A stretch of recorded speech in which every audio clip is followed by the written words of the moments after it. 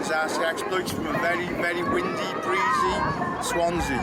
We're here today for the 2023 Swansea Air Show, and I think I'll probably do a video because there's a few things flying today that I know people that watch the channel will be interested in.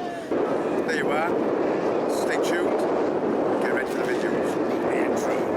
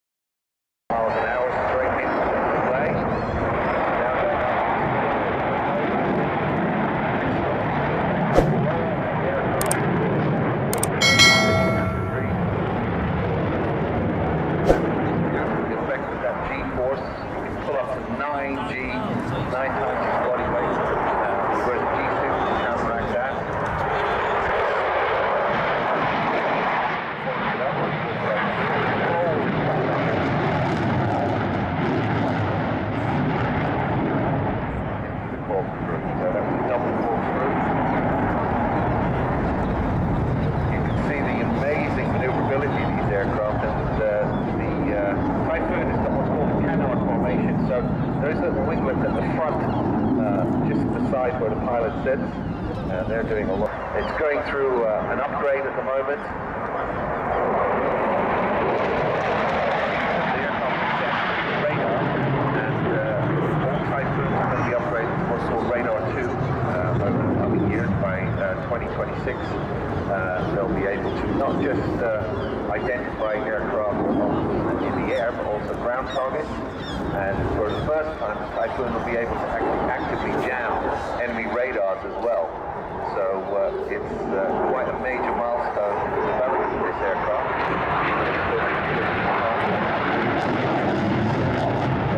Design started. See, it's private. The introduction of the new Radar 2 system, this will take this aircraft into what's called 4+, nearly 5th generation flight envelope. It really is a truly universal strike platform now. It's been cleared to carry all of NATO's ground attack weapons, as well as air-to-air, actually rotating on the wing as top.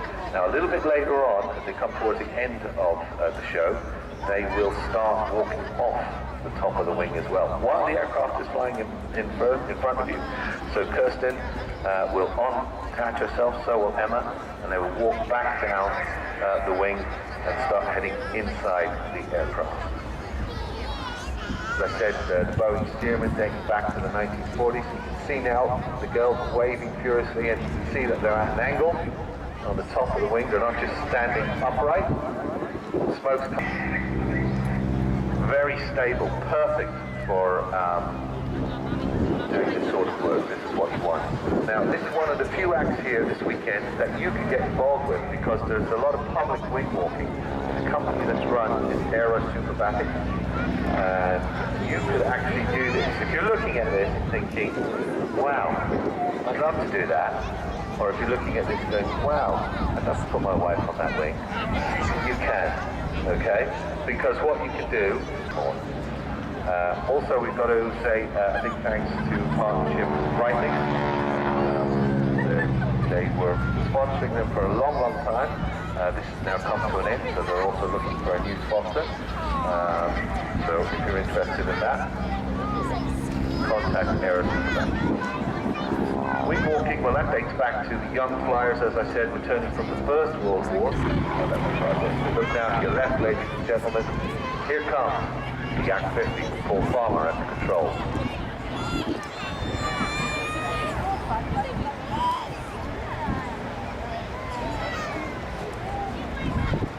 Now, as you can see, nice interlude, lots of power with this aircraft.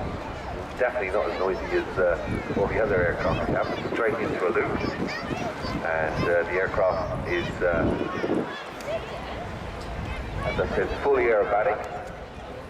Built back in the 80s for the Russians to dominate, and they did dominate for many, many years with this aircraft as the aerobatic team, until the arrival of the Extra 300 and then the Edge 540s. And they became sort of obviously it was all about carbon fibre wings, whereas this one, you get close up to it, you'll see it's, I don't want to say agricultural, but it's pretty tough the way it's built as well. A lot of the yaks that have been on the market today, and as I said, they've been retrofitted with light homing engines, and also the avionics have been swapped out with Garmin systems on board.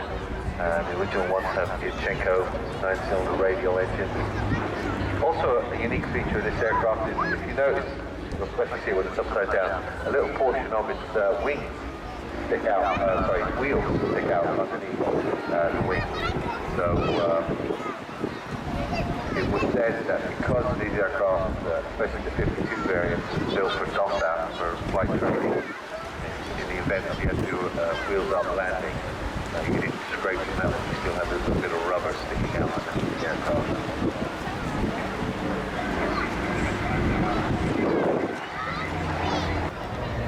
As I said, Raven 1, Simon Sid Cheryl. His 10th season as a display pilot. Formerly a RAF display pilot as well.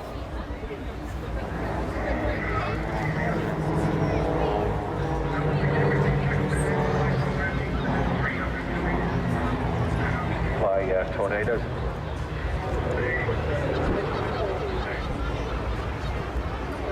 Now serves full-time as a QFI and an AEF, which is flight commander at the University of Wales Air Squadron at St Athens. He flies the Grob Tutor, and as you can imagine, extremely experienced, so no better man than at the front. Number 2, Pete Wills. He's been flying all his life. He's over 6,000 hours on tail draggers. He went solo on his 16th birthday. So that's the absolute, he's got to be 16 to go solo. So he did it on his actual birthday. And Helen accused me of being obsessed. So Barry as well, Barry Gwennett is an experienced pilot. He's PPL for over 36 years, flying over 2,000 hours. He used to fly in Team Osprey, flying the Yak 52s. So there. Number 3 slot there. Jared Williams. Originally, Jared was a professional rugby player. If you ever meet him, you'd know that immediately. When you meet him, you go, wow, you're big. How'd you get in that big airplane? How'd you get in that tiny airplane? So Gerald's a nice guy. One of the stars of the show, Steve Jones in a P-47 Thunderbolt. Ladies and gentlemen, this aircraft is without doubt one of the most important aircraft of the Second World War. I know that we talk about Mustangs and Spitfires, but the P-47 was the A-10 tank buster of its day. It was, until the Mustangs came online, this was the only aircraft that cover the pilots as they head into bomb Germany, the 8th Air Force in particular, and was suffering major losses. Incredibly important aircraft until the Mustangs came online to protect the bomber stream. After the Mustangs came online, it then converted its role and started to ground attack, where it was responsible for enormous damage to a lot of the German and Italian forces. It really was the tank buster of its day. Steve Jones at the controls. Steve flown many aircraft. I worked for many years with Steve at the Red Bull Air Race, where he was not just a pilot flying the races, but he was also what we call an air boss there. He was running the races for a lot as well. So very experienced pilot. Flies a lot with Sukhoi as well, Sukhoi pair. He did that with Paul Bonham for many years, but really most pilots would trade anything to be flying this aircraft, 47. With the recent addition to the come in from single-seat fighter piston engine in history, and we call it the Jug. It's got the shape of the Jug. If you look straight at it, it's like a Jug. And not just successful in ground attack, but as I said, in the escort role as well. This aircraft was built in 45, so Public ever raised it back in the canopy that we see here today. Gives gives it a lot better visibility. The original P-47 had this horrible, it was almost like being in a glass house. I've seen a couple of versions in America. There's no one over here, but the teardrop one was much better. Gives you much better visibility. The British also had the problem, and they introduced what was called this Malcolm hood. You also see the same sort of hood on a P-51. The engine is a Pratt Whitney R2-800, and it's owned by the Fighter Aviation. Not greatest space in the back of the Harvard because it's a bit glass house canopy, not great visibility, and not super powerful. You'll see when it comes in. It'll be doing a lot of trading. You'll hear that sort of rasping noise coming off the engine, and it's not coming off, it's just the tip of the propeller going supersonic as well. It cruises at around 170 miles an hour, has a range of just over 700 miles an hour, and as you can see, it's two crews, one behind the other. Primarily used to train pilots. It's the US version of the one I'm seeing here today. Very successful Harvard family. The design dates back to the late 30s, so just coming into the war, this aircraft stepped up, and it trained over 17,000 aircraft trained as pilots of the British Commonwealth Air Forces. There is a navalized version called an SNJ. Basically, it's a Harvard with a tailwheel on it that the US used. Also, there was a T6 Texan, and that was the variant used for the US Army. Still a firm favourite with many pilots around the world. Still racing as well.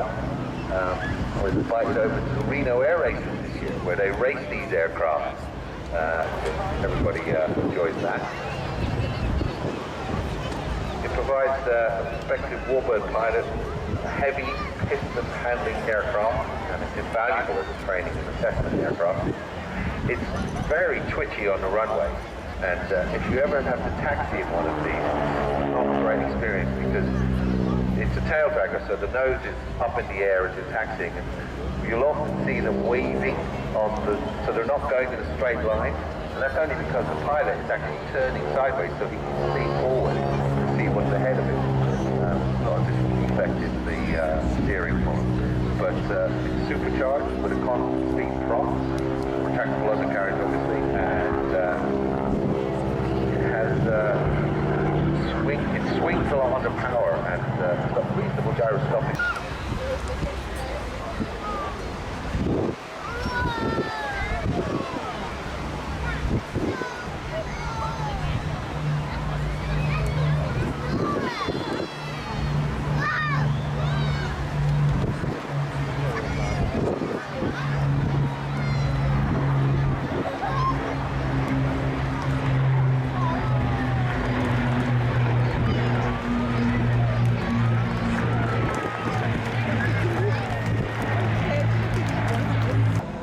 Spitfire, the Hurricane and the Lancaster.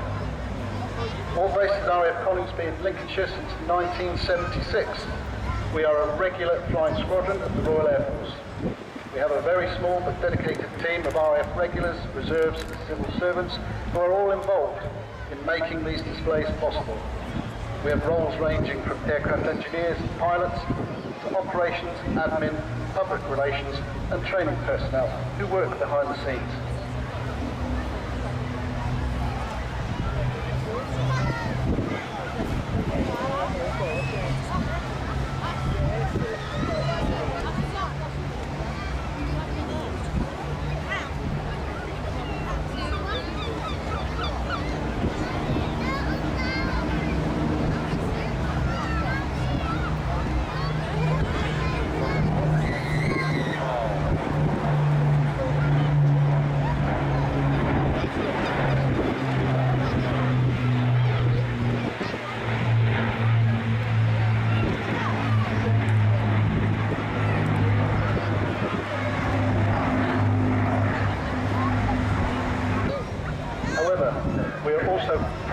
our support inspiration to the future generations and support several STEM initiatives through virtual reality simulated experiences. The Battle of Britain aircraft attend over 900 events with displays and fly passes, meaning we appear in front of millions every summer. We support events from village fetes to state occasions and travel to all corners of the United Kingdom, as well as occasionally.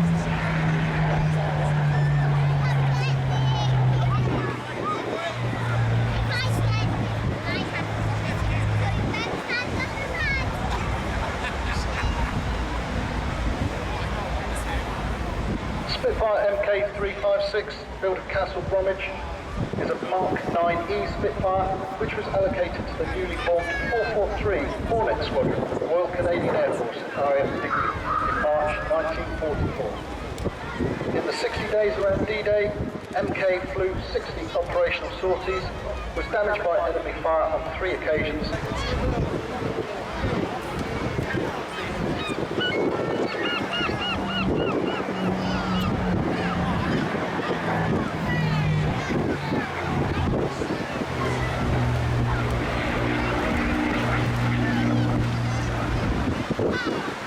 MK featured as a static airframe in the epic film Battle of Britain, and in 1992 a complete restoration to airworthy status was begun by a team from Southampton. The refurbishment was completed in 1997 when the aircraft flew again for the first time in 53 years, subsequently joining the BBMF.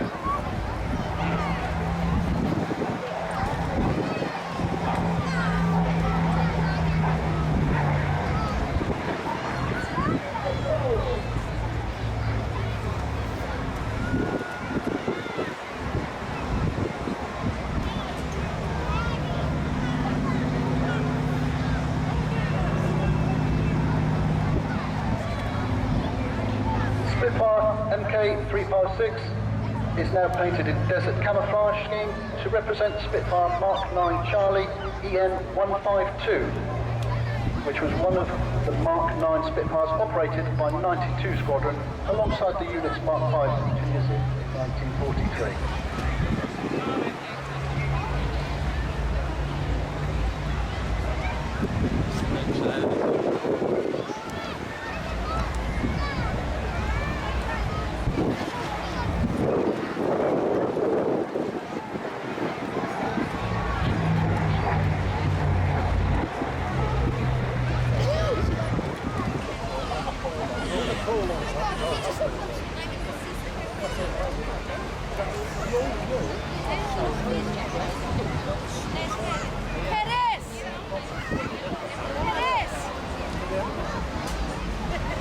Got his wheels down.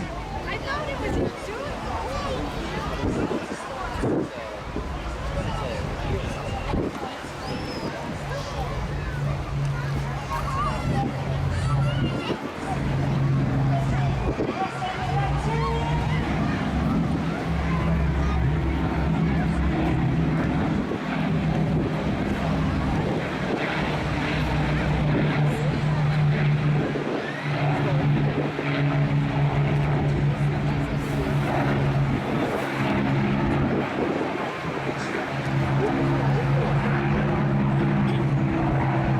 Instagram at RAF BBMF and on Facebook at BBMF Official.